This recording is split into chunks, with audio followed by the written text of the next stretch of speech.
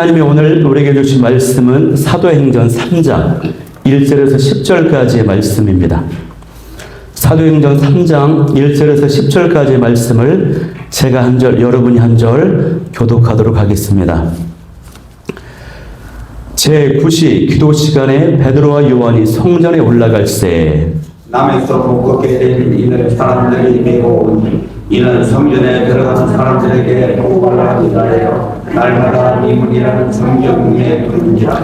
그가 베드로와 요한이 성전에 들어가려 함을 보고 구걸하거늘 베드로가 요한과 더불어 중보하여 이르되 우리를 보라 하니 그가 그들에게서 무엇을 얻을까 하여 바라보거늘 베드로가 이르되 누군가 돈은 내게 없으니와 내게 있는 이것을 내게 주는 나사렛 예수 그리스도의 이름으로 일어나 걸으라 하고 오른손을 잡아 일으키니 발과 발목이 곧 힘을 얻고 이어서서 걸으며 그들과 함께 성전으로 들어가면서 걷기도 하고 뛰기도 하며 하나님을 찬송하니 모든 백성이 그 걷는 것과 하나님을 찬송함을 보고 그가 본래 성전 미문에 앉아 구걸하던 사람인 줄 알고 그에게 일어난 일로 인하여 심히 놀랍게 여기며 놀라니라. 아멘.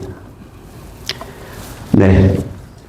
나면서 못 걷게 된 이의 치유라는 제목을 가지고 오늘 말씀을 나누도록 하겠습니다.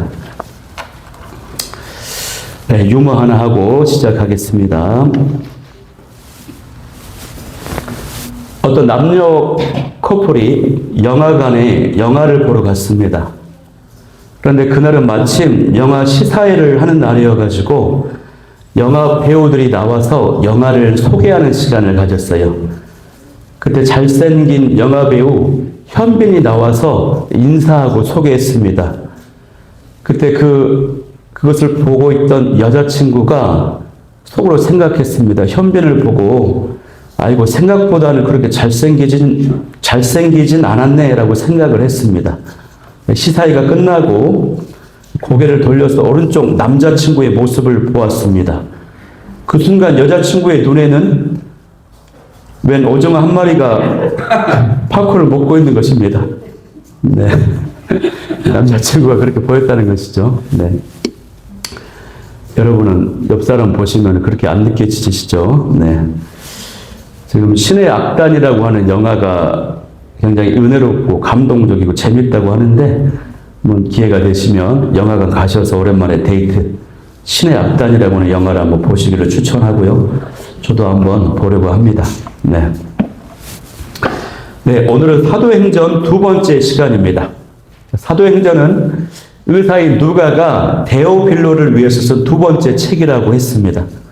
사도행전은 성령의 역사심으로 교회가 어떻게 세워지고 또 이 복음이 어떻게 확장되고 있는지를 설명하는 책이라고 했습니다. 그래서 지난주에는 초대교회 공동체가 성령의 역사심을 받을 수 있게 된 배경이 세 가지가 있었는데 첫째는 사명이었고 둘째는 기도였고 셋째는 사랑으로 그 상처가 치유되어 공동체였다고 하는 것을 살펴보았습니다. 그리고 성령 강림 사건에 세 가지 징표가 있었는데 그것이 바람이었고 불이었고 방언이었다라는 것도 살펴보았습니다. 자, 이제 당시에는요 오순절 절기였기 때문에 명절이었기 때문에 세계 각국에서 흩어져 있던 많은 사람들이 예루살렘에 몰려들었습니다. 그래서 그 예루살렘 성 안에 사람들이 굉장히 많고 붐비는 상황이 있어요. 그런데 이 성령 강림의 사건이 일어난 곳은 다락방입니다. 다락방. 우리가 다락방이라고 하면은 언뜻 볼 때에 집 안에 있는 은밀한 공간이라고 생각을 하는데 그게 아니고 당시에 이제 유대인들의 집을 보면은 큰 집의 그 옥상 전체를 말하는 것이에요.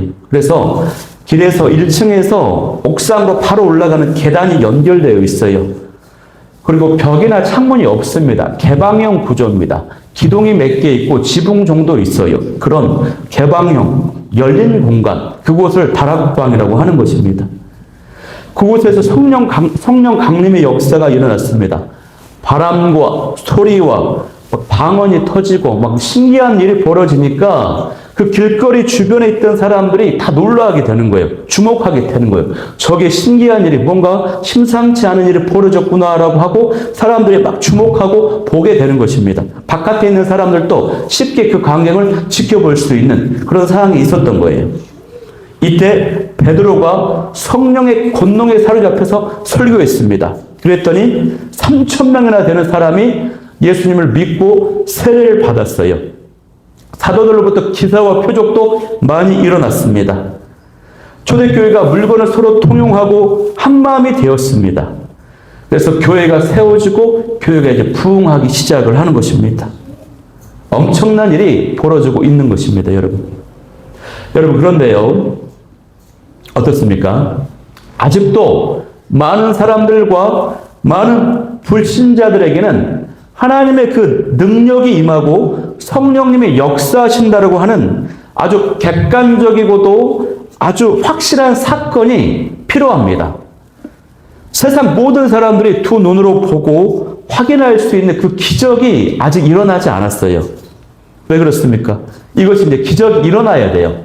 왜 이게 일어나야 되냐면 교회와 이 복음이요, 더 쭉쭉 뻗어가서 확장돼야 되기 때문에, 그래서 그 확장을 통해서 다음 단계로 가야 되기 때문에 기적적인 사건이 불신자들도 이해할 만한 그 사건이 한복판에서 일어나야 되는 것이거든요. 그래서 오늘 사도행전 3장 말씀에 나면서 걷지 못한 자가 치유된 사건이 이제 등장을 하는 것입니다. 이 사람은요, 성전 앞에서 거의 40년 동안 구걸하던 사람이었어요. 그래서 모든 사람이 이 사람이 누구인지 잘 알아요. 성전을 드나는 사람 모두가 이 사람이 누구인지를 압니다. 수십 년 동안 구걸했던 사람, 나면서부터 선천적인 장애를 가졌던 사람이라는 것을 알고 있습니다. 근데 만약에 이 사람에게 치유의 역사가 나타난다, 그러면 어떻습니까? 그 누구도 부인할 수 없는 하나님의 능력, 성령의 능력이 나타나게 되는 것이에요.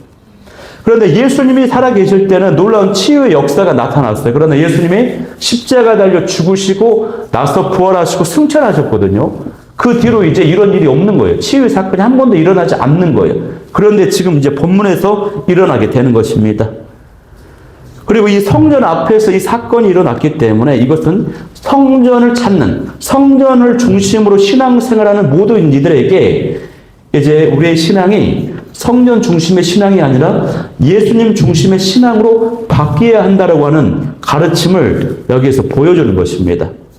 성령 받고 이제 막 성장하기 시작하는 이 교회가요, 이 기적의 사건을 통해서 확장이라고 하는 다음 단계로 나아가게 되는 것입니다, 여러분.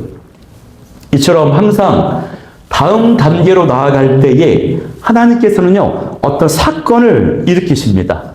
우리 교회도 다음 단계로 나아가기 위해서 하나님께서 기적적인 은혜로운 사건을 일으켜 주실 줄 믿습니다.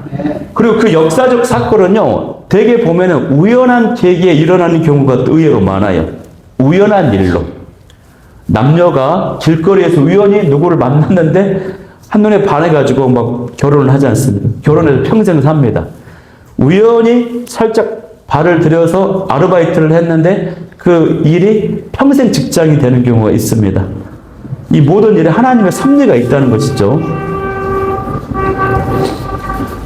오늘 베드로와 요한도요, 나면서 걷지 못한 이 사람을요, 계획하고 작정하고 만난 것이 아닙니다. 이 만남도 우연한 만남이에요. 우연한 만남. 3장 1절 말씀에 보면은 우리 3장 1절 말씀 한번 합독해 볼게요.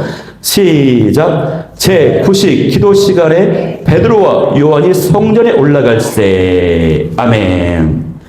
자, 이 9시 기도 시간, 이제 여기는 이제 유대인 계산법, 유대인 시간 계산법이라 해가지고 플러스 6시간을 더해야 됩니다. 성경에 시간법이 있는데 유대인 시간 계산법이 있고 로마 시간 계산법이 있어요. 유대인 시간법은 플러스 6시간, 로마는 12시간을 더하면 됩니다. 근데 여기서 지금 오후 3시에 베드로와 요한이 성전에 올라가는 거예요. 근데 왜 이 오후 3시에 올라가는 걸까요? 이 오후 3시는 유대인들이 기도하는 시간입니다. 유대인들은 하루 3번에 성전에서 기도를 했거든요. 9시, 12시, 오후 3시. 어떤 학자들은 12시, 3시, 6시 이렇게 보기도 합니다. 이 시간이 전통적으로 기도하는 시간이라는 것입니다. 그러니까 베드로와 요한이 성전에 가는 이유는 기도하러 가는 거예요.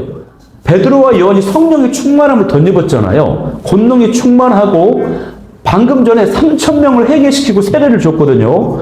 3,000명이나 되는 놀라운 사역을 지금 하고 있어요. 그럼에도 불구하고 어떻습니까? 열심히 기도 생활에 힘썼다고 하는 것입니다. 그리고 베드로와 요한이 굉장히 친했어요. 서로 굉장히 친밀한 사이였거든요. 서로 기도할 때 더 시너지가 있는 것입니다. 여러분에도 기도의 동역자가 있습니까? 남편은 아내에게, 아내는 남편에게 기도의 동역자가 되어주기를 바랍니다. 기도의 동역자가 되어주면요, 좋은 점이 뭐냐면, 좋은 점이 생기면요, 어떻습니까? 서로 응원하고 격려가 되고 좋은 일이 생기면 생색을 낼 수가 있어요. 거봐, 내가 기도할 때 그렇게 됐다고. 이렇게 생색 낼 수가 있어요. 저도 어느 날 한 번씩 아침에 눈을 떠서 일어나 보면요, 기분이 굉장히 좋을 때가 있어요. 오늘은 유독 기분이 좋다, 괜찮다, 평안하다. 근데 오후에 이제 친구한테서 친구 목사에게 연락이 와요. 내가 너를 위해서 어제 기도 많이 했다. 이런 얘기를 매번 듣는 거예요. 아, 이게 정말 뭔가 있구나. 이런 생각을 하게 되는 것입니다. 더욱이 우리처럼 가족적인 분위기의 교회는 서로의 기도 제목과 사항을 알고 서로를 위해서 기도하는 기도의 동역자가 우리가 돼야 될 줄 믿습니다. 자, 그런데요, 성전에 들어가려 하는데 사람들이 이 걷지 못하는 사람을 메고 와서 성전 미문에 두었습니다. 보니까 이 사람이 그곳에서 날마다 구걸을 하는 사람이죠. 이 사람이 태어날 때부터 걷지를 못했으니까 얼마나 불행한 사람입니까? 사람들이 메고 성전 문 앞에 두면 구걸을 하면서 하루하루 겨우 먹고 살아가는 사람. 그렇게 평생을 비참하게 살아왔으니 이 사람의 인생이 얼마나 괴로웠겠습니까? 얼마나 고통스럽고 슬펐을까요? 가부 마음은 가부가 알고 호레비 마음은 호레비가 안다는 말이 있죠. 이 아픔을 그 누가 알고 이해하겠습니까, 여러분? 또 당시의 직업들은요, 거의 대부분이 팔과 다리를 쓰는 육체 노동이에요. 우리처럼 뭐 컴퓨터를 막 친다거나 이런 게 아니거든요. 팔, 다리를 써야 되는 육체 노동이기 때문에 이 사람이 하루하루 살 수 있는 유일한 방법은 그날 하루 동전 몇 개를 얻어서 살아가는 것. 이 사람에게 소망은요, 동전 몇 개를 얻게 되는 것. 이것이 이 사람의 유일한 소망이었다는 것이에요. 그런데 이 사람이요, 그 비참하고 그 처절한 그 인생이 아주 화려한 성전, 그것도 미문. 이름이 왜 미문이냐? 아름다울 미자, 아름다운 성문. 너무나도 휘황찬란하고 아름다워요. 그 아름다웠고 화려한 성전 앞에 이 비참하고 초라한 인생이 있는 것이 얼마나 대조가 됩니까, 여러분? 그런데 유대교에서는 구제하는 거, 불쌍한 사람들을 돕는 것이요, 큰 덕목으로 여겨졌어요. 그래서 구걸하는 사람들에게 동전을 던져주면서 하나님의 상을 받고자 했습니다. 그래서 성전 문 앞에 이런 구걸하는 사람들이 여러 명 있었거든요. 유대인들도 쫓아내질 않아요. 더럽다고 쫓아내질 않아요. 왜냐? 율법에 의하면 이 사람들을 돕는 것이 복을 받는 통로라고 생각을 했기 때문에. 또한 율법에 의하면 장애인이나 신체에 어떤 결함이 있는 경우에는 부정한 사람으로 취급이 되어서 성전 안에 들어갈 수 있어요, 없어요? 들어갈 수가 없어요. 그래서 이 구걸하는 사람이 성전 들어가고 싶었지만 갈 수 없어서 그 문 밖에서만 하염없이 그 성전 안을 들여다만 보는 것입니다. 이 사람은 한 번도 성전에 들어갈 수 없었어요. 그러면서 마음속으로 꿈꾸는 것입니다. 성전에 들어가서 나도 걷고 뛰고 찬양하고 예배드리고 기도 한번 해봤으면 얼마나 좋을까. 이런 바람을 가지면서 하루하루 사는 사람이에요. 이 사람의 소원이 이거였다라고 하는 것을 어떻게 알 수 있냐면요.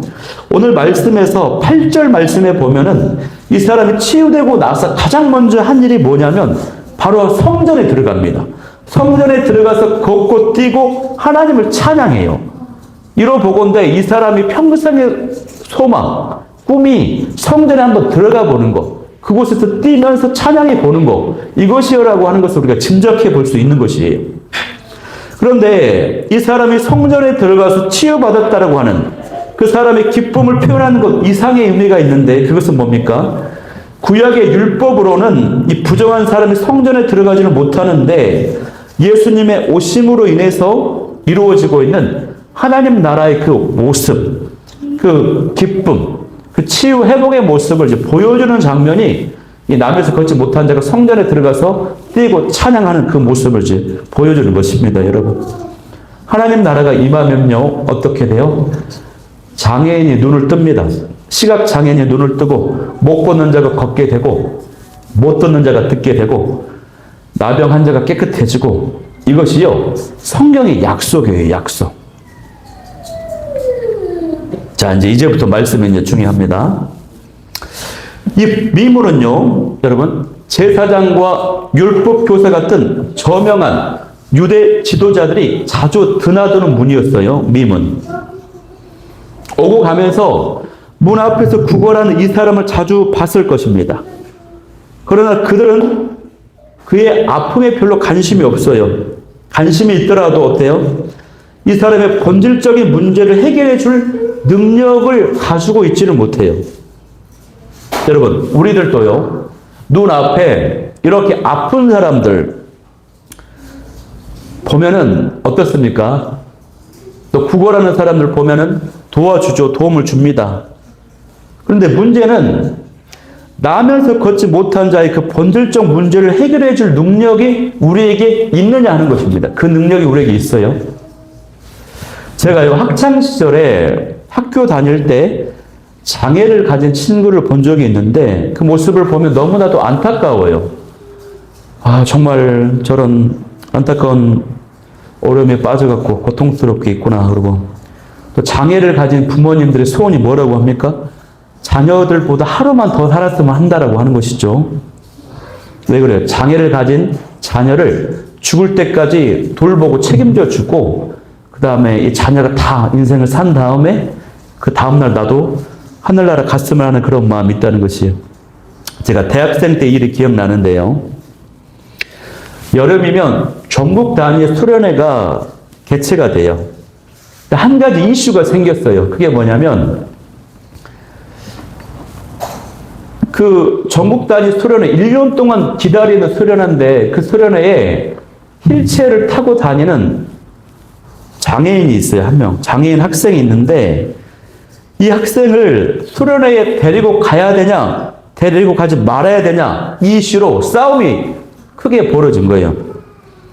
이게 단순한 문제가 아닙니다. 왜 그러냐면, 데려갈 수 없다는 입장은 어떤 입장이냐면, 이 집회장이 굉장히 넓어요. 커요. 숙소하고 집회가 벌어지는 장소하고 굉장히 커요. 콘도 호텔에서 했거든요. 강원도. 그리고 계단이 많다 보니까 이 휠체어를 탄 학생이 가게 되면은 그 일 때문에 두세 명의 학생이 붙어야 돼요. 온종일 붙어서 이렇게 도와줘야 되는 거죠. 밀어주고, 태워주고, 내려주고, 또 숙소에서 기다려주고. 이 두세 명의 학생이 이 일로 인해서 온전하게 은혜를 받을 수 없는 상황이 된 거예요. 체력적인 한계나 여러 가지 어떤 사항들 때문에 1년 동안 기다리고 사모했던 집회인데 데려갈 수 없다라고 하는 입장이 있어요. 또 한쪽은요, 어떻습니까? 순수한 이유. 데려가야 된다. 영혼인데 그래도 데려가야 된다. 이런 입장이 있는 것입니다. 이게 너무나도 심각해져가지고 그 공동체가 막 거의 뭐 분열이 일어나기 직전입니다. 근데 그때 제 마음이 얼마나 간절했던지, 내가 정말 그 친구, 그 휠체어를 탄 친구 치유해 줄 수만 있다면 얼마나 좋을까 하는 그런 마음이 생기는 것이에요. 여러분, 우리 주변에도 질병으로 장애로 고통받고 있는 분들이 주변에 있습니다. 그러면 그들을 보면 마음이 어떻습니까? 정말 안타깝고 간절하지 않습니까? 그런데 여러분, 이럴 때요, 우리의 문제가 뭡니까? 치유의 능력이 있었으면 좋겠다. 그런데 나는 안 되지. 내게는 그런 능력이 없지 하면서 아예 단념을 해버린다고 하는 사실이에요. 단념. 자, 이제 여기가 이 메시지의 핵심 메시지예요. 저 사람이 치유되었으면 좋겠다. 그런데 나에게는 치유시킬 능력이 나에게 없다라고 단념을 한다라고 하는 것이에요. 그런데요, 오늘 말씀은요, 우리에게 어떤 교훈을 가르쳐 주냐면, 에이, 나 같은 게 누구를 치유시키고, 내게 무슨 기도의 능력이 있어 하면서 단념하는 모든 성도들에게 그런 마음과 태도가 잘못되었다라고 하는 것을 가르쳐 주고 있는 말씀인 것이에요. 여러분, 우리는요, 예수님께서 공생의 사역할 때에 감당하셨던 세 가지 3대 사역을 할 수 있어야 됩니다. 말씀을 가르치는 양육 사역, 복음을 선포했던 전도 사역, 그리고 아픈 자들을 치유했던 치유 사역이 세 가지 사역이거든요. 그런데 우리는 이 양육과 전도에 대해서는 마음이 열려 있어요. 강조합니다. 그런데 내가 누군가를 치유한다, 내가 치유할 수 있다, 이런 부분에 대해서는 많이 닫혀 있는 것이 사실이에요. 이것은 한국교회 역사 가운데 치유의 은사를 지녔던 은사자들이 교회의 덕이 되지 않고 자신의 유익을 위한 목적으로 사용함으로 인해서 많은 문제를 일으켰기 때문에 그런 탓도 있기도 해요. 그러나 성경은 분명히 말씀하세요. 뭐라고 말씀합니까? 믿는 자들에게는 이런 표적이 따르리니 병든 사람에게 손을 얹은 적 나으리라 말씀하십니다. 야고보서 5장 15절 말씀에도요, 믿음의 기도는 병든 자를 구원하리니 주께서 그를 일으키시리라 말씀하십니다. 또 사도행전 4장 29절 말씀에 보면요, 사도들이 복음을 위해서 치유의 기적이 일어나게 해달라고 막 기도했습니다, 여러분. 그래서 치유의 기적은 사도들에게만 일어나는 것이 아니에요. 오늘날에도 하나님은 복음의 확장을 위해서, 또 고통받는 영혼들을 위해서, 하나님의 영광을 위해서 치유의 기적을 일으키십니다. 그리고 그 능력은 우리 자신에게서 오는 것이 아니라 예수 그리스도께 있기 때문에 예수님을 믿고 그 생명을 소유한 성도라면 그 누구라도 치유의 통로가 될 수 있다라고 하는 이 기대와 소망을 가져야만 하는 것이에요, 여러분. 이것이 오늘 본문이 가르쳐주고 있는 교훈입니다. 오늘 제가 여러분과 나누고자 하는 핵심 메시지가 바로 이것이에요. 오늘 말씀을 보면은 나면서 걷지 못한 자가요, 베드로와 요한을 만나자 치유의 은혜를 경험합니다. 자, 6절 우리 합독해 보겠습니다. 6절 말씀. 자, 시작. 베드로가 이르되 은과 금은 내게 없거니와 내게 있는 이것을 내게 주노니 나사렛 예수 그리스도 이름으로 일어나 걸으라 하고. 아멘. 베드로와 요한이 이렇게 선포하고 나서요, 오른손을 잡아서 일으켰습니다. 믿음의 선포가 먼저 있고 그 다음에 선포한 대로 믿음의 행동을 했다라고 하는 것이에요. 그러자 발과 발목에 힘을 얻고 뛰어서서 걸으며 그들과 함께 성전으로 들어가서 걷기도 하고 뛰기도 하고 하나님을 찬양했다라고 하는 것이에요. 여러분, 오늘 이 본문이 우리에게 무엇을 가져다 줄까요? 가르쳐 줄까요? 그것은요, 예수님의 이름에 능력이 있다라고 하는 것이에요. 나에게 있는 것이 아닙니다. 예수님의 이름에 능력이 있습니다. 우리 안에도 예수님의 능력이 있어요. 생명력이 있어요. 그러므로 베드로와 요한처럼 우리 예수님의 능력과 생명력을 나타날 수 있어야 될 줄 믿습니다. 그래서 우리가 말씀과 복음의 통로가 되어야 하듯이 치유와 회복의 통로가 될 수 있어야 된다고 하는 것이에요. 또요, 우리는요, 스스로 나의 영혼에게, 주저앉아 있는 내 영혼에게 스스로 가슴에 손을 얹고 예수님의 이름으로 기도한다, 일어나라, 회복되라라고 기도할 수 있어야 된다고 하는 것입니다, 여러분. 그래서 우리가 이제 신앙생활을 하다 보면 어떻습니까? 우리는 주로 이제 영성 있는 누군가로부터 기도를 받으려고만 합니다. 은혜를 받으려고만 해요. 그런데 우리도 줄 수 있어야 돼요. 누군가가 아프다, 누군가가 마음이 굉장히 힘들다, 그러면 그 사람을 붙잡고 치유하고 회복이 나타나도록 간절하게 기도해 줄 수 있어야 돼요. 근데 이것을 왜 못합니까? 그 이유는 우리에게 사랑이 없으면 그렇게 할 수 없고 믿음이 없으면 그렇게 할 수 없어요. 내 기도가 무슨 저 사람에게 도움이 될까? 내 기도가 정말 치유의 은혜가 임하는 통로가 될까? 그렇게 의심하기 때문에 못하는 겁니다, 여러분. 그런데 예수님께서는요, 저와 여러분에게 이렇게 말씀하세요. 네 능력을 의지하지 말고, 네 모습, 네 꼬락서니를 생각하지 말고, 나를 의지하라는 것이. 예수님을 의지하고, 예수 이름에 의지하고, 그래서 영혼을 사랑하여 기도해 주기를 원하는 그것이 바로 예수님의 마음이라고 하는 것입니다. 그래서 우리의 그 기도를 통해서 치유와 회복, 위로가 그 영혼에게 나타나기를 원하시는 것이요, 예수님의 마음이에요, 여러분. 내가 하는 것이 아니라 예수 그리스도 이름으로 하는 것입니다. 그 결과는 하나님께 맡기면 되는 것입니다. 그런데 어떻습니까? 우리가 아픈 영혼들을 보고도 무슨 고민이 있니? 힘든 일 있니? 이러한 내가 손잡고 기도해 줄게. 그러면 회복될 거야. 치유될 거야.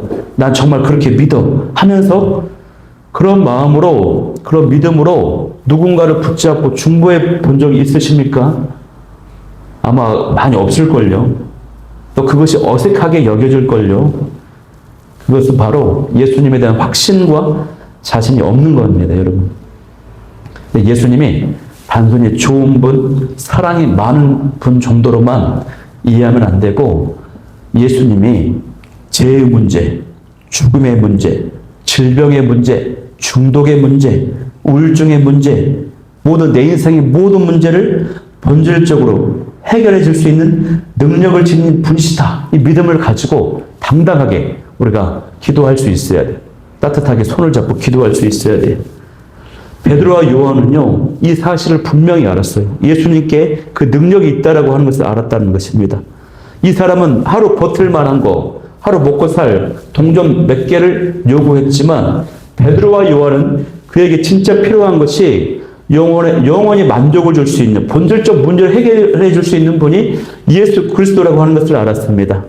그래서 자신들이 가지고 있는 그 예수님의 능력과 예수님의 생명력을 이 사람에게 전해준 것이었어요. 우리가 이것을 명심해야 됩니다. 베드로와 요한이 생각할 때예요, 여러분. 예수님은 지금 어디에 계십니까? 어디 있어야 됩니까? 상식적으로. 부활하셔서 승천해갖고 하늘로 올라간 걸 봤거든요. 베드로와 요한의 머릿속에는 예수님은 지금 하늘에 계셔요. 함께하지 않으세요. 근데 베드로와 요한은 예수님의 이름으로 일어나 걸으라고 명령하는 것입니다, 여러분. 예수님께서 이 땅을 다스리고 우리의 모든 사정을 아시고 함께 하신다라고 하는 것을 베드로와 요한이 명확히 알고 있었다라고 하는 것. 그래서 예수 그리스도 이름을 사용해서 기도했다라고 하는 사실입니다, 여러분. 그래서 이 사람이 치유되자 어떤 일이 벌어집니까? 이제 9절, 10절 보면요. 앞서 나눴던 것처럼 모든 백성이 걷고 뛰고 찬양하는 것을 보았습니다. 이 사람이 참 괜찮은 사람이었던 것은요, 이 사람의 찬송으로 하나님께 영광을 돌렸다라고 하는 것이에요. 이처럼 치유의 목적이 하나님께 영광 돌리는 것이 되어야 되는 것입니다. 자기에게 초점을 맞추면 안 돼요. 베드로와 요한은요, 자신의 실력과 능력으로 하지 않고 예수님의 권능으로 행했고, 그 결과를 예수님께 영광이 되도록 모든 시선이 예수님께 맞춰지도록 만듭니다, 여러분. 그런데 많은 사역자와 교회 리더들과 성도들이 사역 현장에서 열심히 사역을 하다 보면은 어떤 응답이 나타나고 능력이 나타나고 위로와 격려, 전도의 열매가 생겨요. 그러면 그것을 어떻습니까? 자신에게 시선을 맞추게 한다는 것이에요. 누군가를 위해서 기도해주고 치유의 은혜가 나타났다 그러면은 그 공로를 자신에게 막 돌리는 그런 심리들이 있다는 것입니다, 여러분. 그것이 바로 하나님의 영광을 취하는 것입니다. 성도는 하나님의 영광을 드러내기 위해서 쓰임받는 하나님의 도구라고 하는 것을 꼭 기억해야 되고, 설교자 역시도 말씀을 전하는 통로에 불과합니다. 아무리 위대한 설교자일지라도 그 설교자는 그냥 말씀을 전하는 일종의 마이크에 불과한 것이에요. 마이크. 그래서 성경에 보면 잘못된 방식으로 하나님의 능력과 기적을 사용하는 경우가 너무 많아요. 살 왕이 자기의 목적을 위해서 하나님의 능력을 사용했습니다. 마술사 시몬이 돈으로 성령을 능력을 사려고 했습니다. 누가복음 9장에서는 제자들이 자기 가시와 복수심으로 하늘에서 불이 떨어져 예수님 저 마을이 멸망당하게 해달라고 막 그렇게 해요. 자기가 복수심으로. 잘못된 겁니다. 스게와 일곱 아들은요, 예수님에 대한 믿음과 어떤 인격적 관계, 순종 없이 예수 그리스도 이름을 마법처럼, 주문처럼, 기계처럼 사용했어요. 이것도 잘못됐어요. 흉내냈어요. 예수 그리스도 이름으로. 믿음이 없이, 인격적 관계 없이 예수님의 이름으로 사용하는 것. 우리가 또 조심해야 되는 게 기도를 항상 마치고 예수님의 이름으로 기도드렸습니다. 이것이 형식화되고 기계화되고 마법 주문처럼 사용되면 안 돼요. 그래서 그거를 바꾸기 위한 좋은 방법이 예수님의 이름으로 기도드립니다 할 때 그 예수님 앞에 매번 다르게 형용사, 수식어로 바꾸게 되면은 살아있게 되는, 화석화되는 것을 막을 수 있어요. 나의 구원자가 되시고 전부가 되신 예수님의 이름으로 기도드립니다. 뭐 이런 식으로. 또 다음 기도할 때는 나를 구원해 주시고 나의 기쁨이 되시고 응답해 주시는, 또 나의 아픔을, 현재 나의 마음을, 아픔을 아시는 예수 그리스도 이름으로 기도드립니다. 이런 식으로 하면은 그런 어떤 기계화되고 습관화되는 모습에서 벗어날 수 있다라고 하는 것이에요. 또 헤롯은 하나님의 영광을 가로챘고요. 또 무리들은 표적과 어떤 능력만을 구했습니다. 이런저런 여러 가지 이유들이 성경에 다 나와 있어요. 이런저런 여러 가지 것들 때문에 은사를 사용해서 그렇게 사용하기 때문에요. 한국 교회가 치유의 은사, 치유의 기도 이것을 다 막아버렸어요. 그래서 성령의 능력으로 예수님의 오라는 또 성령의 곳곳에 나타나 있는 치유와 회복의 통로가 되어야 되는 그 사역을 우리 성도들이 지금 하지 못하고 있다고 하는 것입니다, 여러분. 이 귀한 모습이 사라져버렸어요. 이게 너무 안타까운 것이에요. 사도들이 보여준 이런 치유와 회복 능력의 모습들이 성경적으로 회복될 수 있기를 소망합니다. 어떤 아픈 사람 있으면 다가가서 내가 기도해주면 예수님께서 고쳐주실 거야. 이런 마음가짐으로 기도하는 겁니다. 치유로 해서 회복 기도하는 거예요. 그 결과 하나님께 맡기는 거예요. 이런 모습, 이런 나의 마음, 이런 기대, 소망, 이런 모습이 회복이 되어야 된다고 하는 사실입니다, 여러분.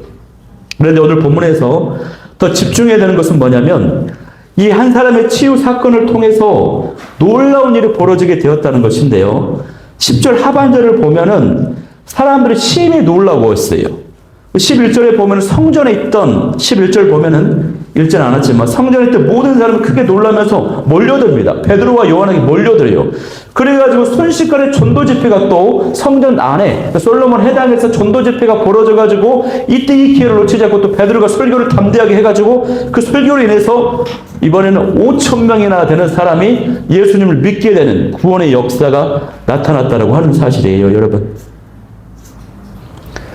우리가 베드로와 요한처럼 영성 있는 모습으로 치유와 역사를 일으키는 통로로 쓰임 받을 수도 있지만 이 남에서 걷지 못한 이 비참한 인생처럼요, 비참하고 고통스러운 인생의 연속일 수 있습니다. 그러나 그러한 삶까지도 예수님을 바라보고 소망하면은 예수님께서 그런 사람들, 그런 인생, 나의 인생까지도 놀랍게 사용하신다고 하는 사실이에요. 그런데 오늘 우리가 본문을 보면서 한 가지 또 붙잡아야 되는 건 뭐냐면 우리가 연약한 그 한 영혼을 살려내면은 그 영혼을 통해서 하나님의 놀라운 은혜를 부어주신다고 하는 사실이에요. 이 남에서 걷지 못한 그 누구도 깊이 관심받지 않았던 이 사람을 베드로 요한이 치유시키니까 어때요? 5,000명이나 되는 사람이 구원받게 되는 통로가 되지 않습니까? 우리가 연약하고 소중한 그 한 영혼에 집중하게 되면은 하나님이 그 영혼을 통해서 놀라운 은혜를 베푸신다고 하는 사실이에요. 카자흐스탄에 알마티 은혜교회가 있어요. 8,000명이나 되는 성도를 한때는 자랑했는데 지금은 잘 모르겠어요. 그 선교사님이 지금 이제 추방되셔가지고 나오셔가지고 다른 사역 하는데 김삼성 선교사님이라고 아주 유명한 선교사님이 계세요. 근데 그분이 카자흐스탄 이슬람 그 중동 그쪽이잖아요.